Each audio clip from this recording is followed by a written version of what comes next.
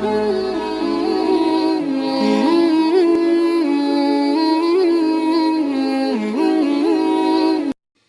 علیکم ورحمۃ اللہ وبرکاتہ۔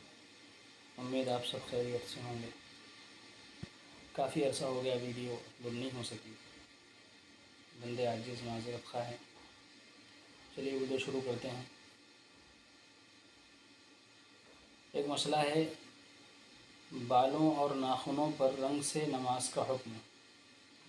اس کا جواب ہے بالوں یا ناخنوں پر ایسا رنگ لگانے سے جو اندر تک پانی پہنچانے سے روکنے کا سبب بنتا ہو، مثلا مہندی اور خضاب وغیرہ، تو اس سے وضو یا نماز میں کوئی خرابی نہیں آتی۔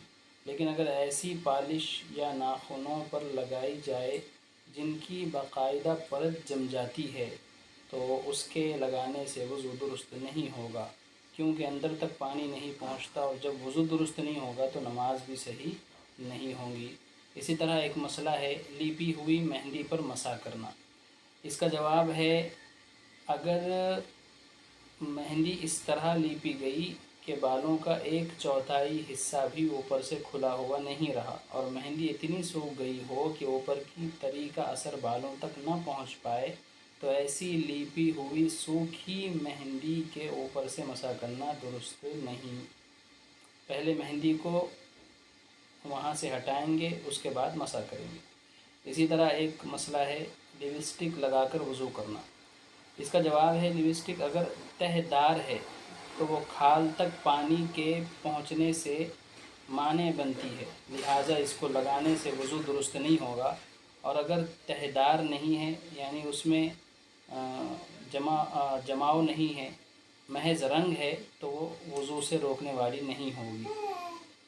اسی طرح ایک سوال ہے مہندی و خضاب لگا کر وضو کرنا۔ اس کا جواب ہے خضاب اور مہندی کے رنگ سے غسل و وضو میں خرابی نہیں آتی، البتہ کالا خضاب مرد کے لیے مکروہ ہے، مہندی لگانے میں کوئی حرج نہیں ہے۔ اسی طرح ایک سوال ہے وضو کے بعد چہرہ پونچھنا منع نہیں ہے۔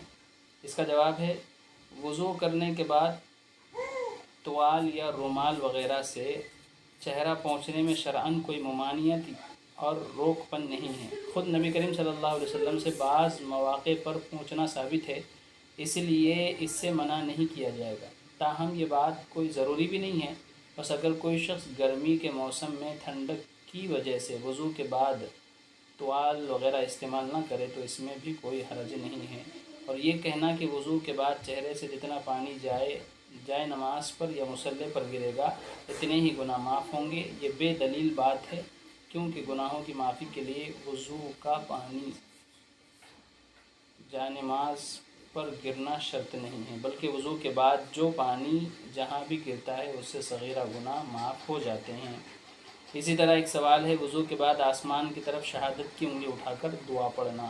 اس کا جواب ہے وضو کے بعد کلمہ شہادت اور دعا پڑھنا اور دعا پڑھتے ہوئے آسمان کی طرف نظر اٹھانا احادیث سے شریفہ سے ثابت ہے، البتہ شہادت کے وقت آسمان کی طرف انگلی اٹھانا کسی روایت میں صراحتاً نظر سے نہیں گزرا، لیکن فقہا نے اسے مستحسن قرار دیا ہے، اس لیے ایسا کرنے میں کوئی ممانعت نہیں ہے، مگر اسے ضروری یا مسنون عمل نہ سمجھا جائے۔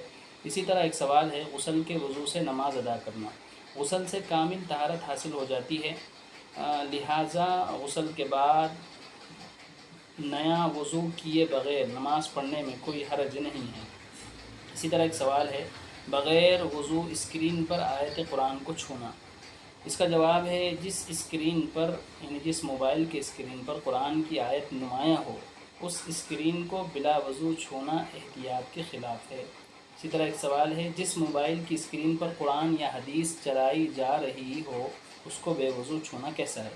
اس کا جواب ہے اگر موبائل کی اسکرین پر قرآن یا حدیث شریفہ کے حروف دکھائی دے رہے ہوں تو ان حروف پر بلا وضو ہاتھ رکھنا درست نہیں ہے، لیکن اگر یہ پروگرام بند ہو تو ایسے موبائل کو بلا وجہ چھونا منع نہیں ہے، بلا وضو چھونا منع نہیں ہے، اس میں کسی طرح کی کوئی قباحت نہیں ہوگی۔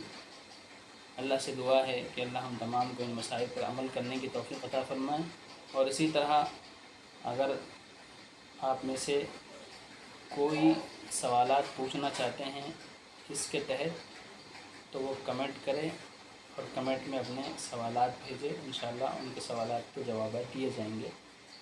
اللہ ہم تمام کا خاتمہ بالخیر نصیب فرمائے۔ السلام علیکم ورحمۃ اللہ۔